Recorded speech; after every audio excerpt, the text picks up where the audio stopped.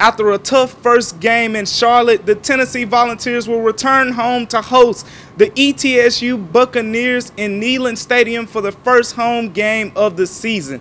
ETSU is led by Randy Sanders, the former assistant coach at the University of Tennessee. Well, you know they say a team makes their most improvements from week 1 to week 2, and that's what head coach Jeremy Pruitt will be looking for from his Vols. No, I believe there's truth in that.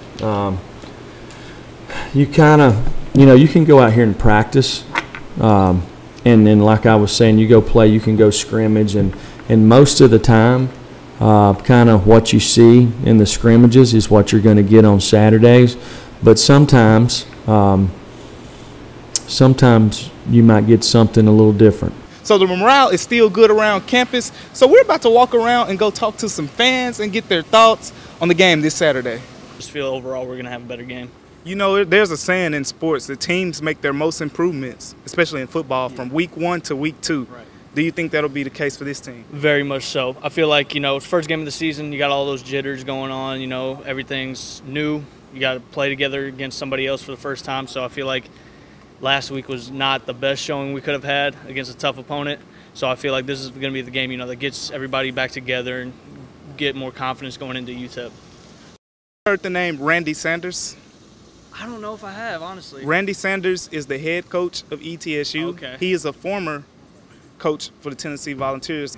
Okay. So Randy Sanders said if his team wins, he'll probably grab the goalpost, headed back to Johnson City naked. Can I get your thoughts on that? Man, if he does it, more power to him. First of all, that's a crime. I mean, to each his own. If he wants to do that, go for it. But I wouldn't suggest doing that.